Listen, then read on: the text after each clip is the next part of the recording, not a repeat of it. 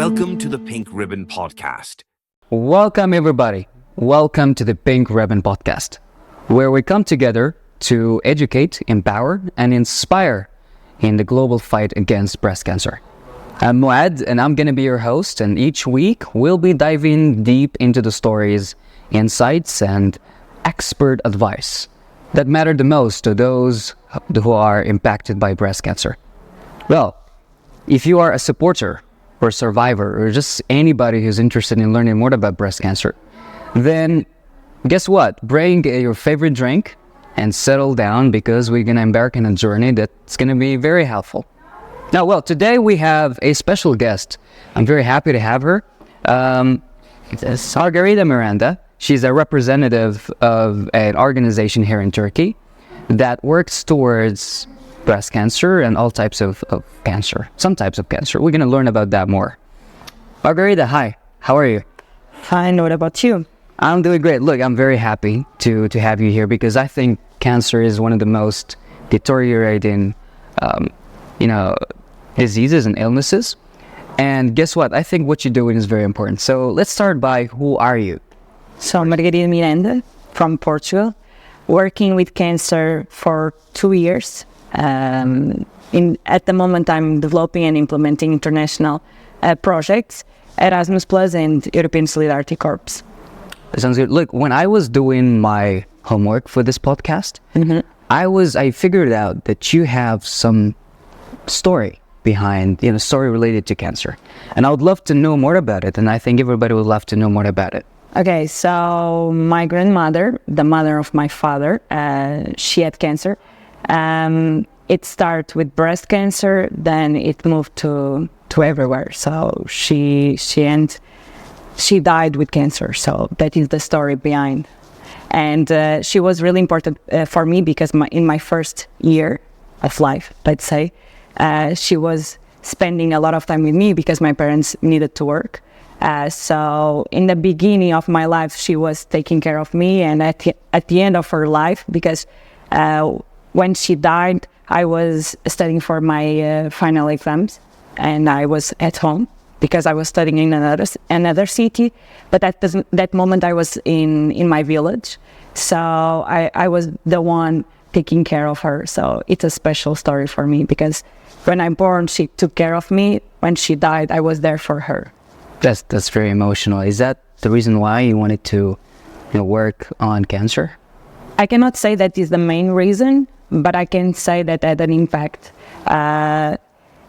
It is a mix of reasons. It's not only one, but I believe in destiny, Before I was really focused on business and how to become rich.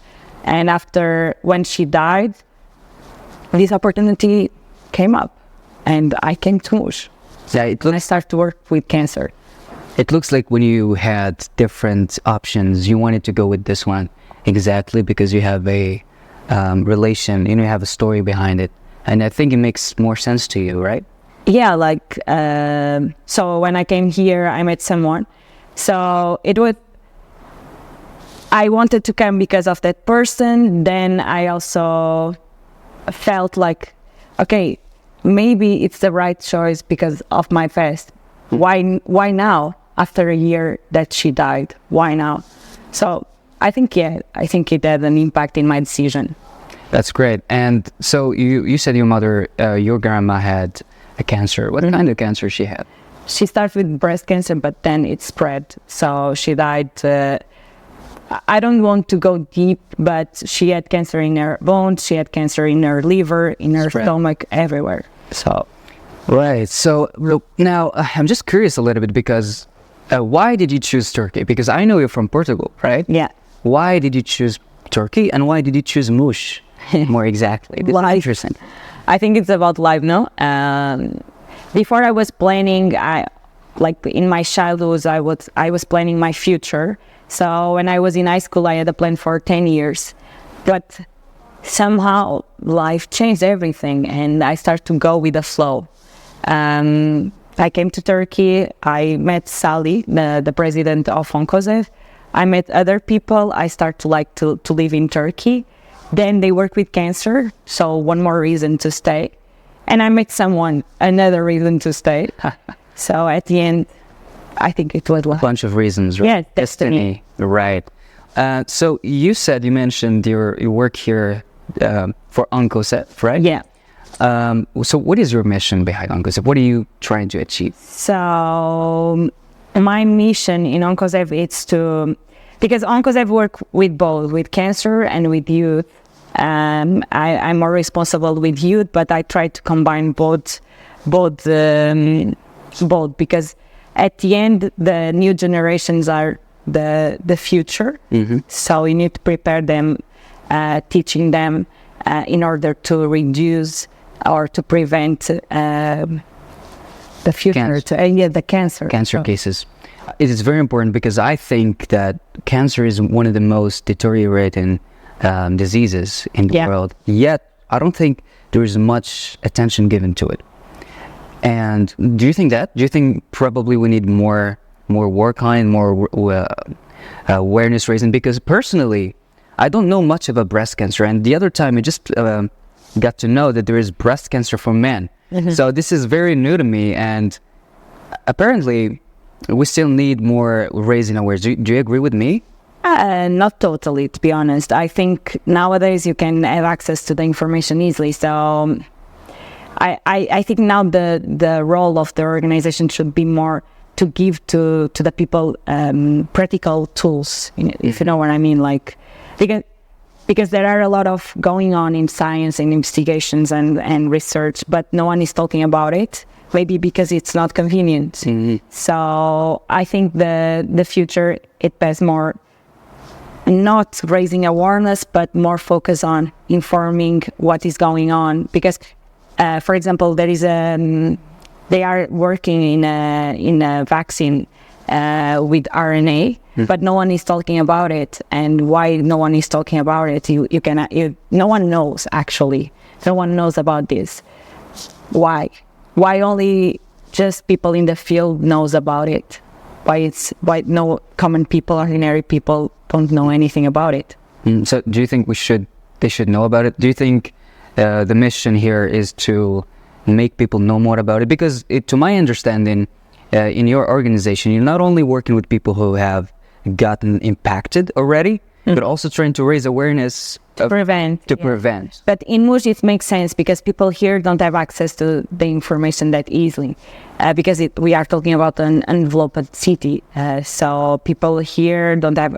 Some of them, they don't know how to read, or they don't know how to read, how to write. They don't have money to go to other city, to search, to have a laptop or to have internet. So at the end, here it makes sense to raise awareness because we are the main source. But if we are talking about European countries or Ankara, Istanbul, for me, there doesn't make that much sense to focus on raising awareness. It makes more sense to give to the population tools and something that they can make their daily life easily, like an application, inform them about apps, treatments, what is going on, what they can use to make their life less miserable. Because when you are with cancer, people are suffer, not only the person that has cancer, but people around them, and they don't receive enough support. So I think it's also, we should focus more on that. And the oncology days that I think you will talk about it later. Nowadays we are trying to focus on that because there are stuff that you can use in your daily life to make your life better, even if you have cancer. That's interesting. Look, I'm excited to get into that later on about the oncology days. I want to ask you because, to my knowledge, to my assessment, this organization has been operating since 2005, meaning it's got quite a long time going on. And are you happy with what the organization has achieved? What did it achieve? Do you have any things you're most proud of? Okay, so I think we are making a great job in Muj because of the reasons that I mentioned before. So it's an enveloped city. I have been here for 2 years. When I came here first time, you couldn't walk with you could walk with shorts and so on, but nowadays I feel more comfortable, and I think we are making a great job in terms of breaking stigmas. This is the other part. Then about cancer, as I told you, here they don't have they don't have sources, they don't have money, some of them. So we are giving financial support, emotional support. We are, in some cases, we are the ones paying their treatment. So yeah, at the end we are making a great job. But talking about international projects, because we are bringing volunteers from different parts of the world to Mush, I think the impact it's really visible, and I can feel. I agree with every you. day. I agree with you because I know that you work on different projects. Yeah. And I am myself here because of a project, and that's very interesting. And that's the reason why we're having this podcast and trying to share information with our viewers. But I want to ask you, what are the main projects that you have worked on since you have joined this organization? Okay, we had many, but I can mention 3 that are the European Solidarity Corps. Blooming Plant, a Butterfly Lifespan is not just one day, this project. A Step Towards a Life Without Darkness. We also have other projects that are not related with cancer, but with health in general. So there are many. Interesting. And why does it make sense to bring volunteers from all over the world? Why aren't you, for example, relying on people in Mush or in Turkey, from Turkey, for example? Because the globalization parts of the world, it's really important because each country has their knowledge, their background, their backpack. So when we come together, we can add value to the other countries, and it's sharing, no? Because transfer knowledge from countries, because maybe Morocco is better in something and Portugal other thing, and we can combine both, and it will be better for everyone. Of course. So sharing knowledge. Exactly, and sharing knowledge, but also cancer is a global thing. Yeah. So if anything, we're learning first, right? Yeah. Being part of this organization, for part of the projects, we're learning, and so it makes sense to sort of spread the information all over. Yeah, of course. Yeah. And some, as I told, some countries have easy access to information. Other countries, they don't have that access. So at the end, makes sense, make all sense, like globalization is a reality, so cancer is a global reality. Exactly. I agree with you, but also when I was doing my homework, you have one of the main events here that you take care of each year. It's called the Oncology Days. Yeah. Would you like to tell me more about it? So maybe I can start from the beginning. Our president, Mr. Salih, he had cancer. After, when he was dealing with cancer, he realized that in Mush, he couldn't handle it. Like, he needed to go anchored for the treatments. He didn't know anything about nutrition, physical activity, or about cancer. And here in Mush, it's really hard to get that information. So after he survived, he decided, okay, I need to do something for people that need, because I needed and I couldn't find anyone to help me. So he opened this NGO, ONKO-SEV, and after that he started to go to participate in different events, and he's bringing that knowledge to Mush, and he wants to share his network with Mush people, let's say. So we created the International Oncology Days. This year we have the 11th International Oncology 11th International Edition. Yeah. Okay, so this has been going on for 13 years. Yeah. In the beginning, it was more focused about raising awareness. Nowadays, we are trying to include more practical, as I told, practical tools, something that can improve the life. Make a difference. Life of cancer patients in Mush. So we are trying to bring startups that create some products or related to cancer. We are trying to bring scientists and doctors from the World Health Organization, from other parts of Turkey. So at the end, everyone is sharing knowledge. Interesting. Is it like a conference? Yeah, it's a conference, yes. But it's combined, like it's a combination of different types of activities. You have workshops, you have sessions, you have debates. And And you bring about people or experts from all over the world, oncologists. Yeah. As I was telling, the representative of the World Health Organization in Turkey is coming. Doctors from Amsterdam and other places in the world are coming to Turkey to talk about the topic and to give information to cancer patients. That's great. Is it open for everybody? Yeah, everybody everyone that wants to join can join. That's perfect. When does it take place this year? Have you decided yet? This year it will be from 1st September till 8th September. It will be in Mush. That's great. So in your organization, you work, of course, for example, this project that I'm part of is working on breast cancer. But I know that there are other projects that are working on different types of cancer. Yeah. What are the types that you work on? So currently we are working with breast cancer and lung cancer mainly. The main projects, so Butterfly and A Step Towards. I would say that in Turkey, the most important one is lung cancer because you know the smoking numbers in Turkey are really high. Yeah. So we need to start to work with the young people in order to reduce this number in long term. That's interesting. So breast cancer, lung cancer, these are like the main types of cancer they work on. And it makes sense because I have been here for like a week now and everybody I meet is smoking. Yeah. So it makes sense. But also I would like to ask you, like, do you think that cancer cases are pretty large in Mush? Yeah, a lot of. I think nowadays we are working with 200 cancer patients, but yes, it's a large reality here. We have a lot of cases. And why do you think so? I mean, why do you think they're high rates? You talked about. I think it's about the lack of information. Yes. To be honest, because they don't know how to eat. First, when I came here, I was shocked the way that they cook. They still use sunflower oil to cook, for example. The way like they smoke, their lifestyle is terrible. I agree. I have seen, everybody I meet is smoking, and that's terrible. Even the pockets.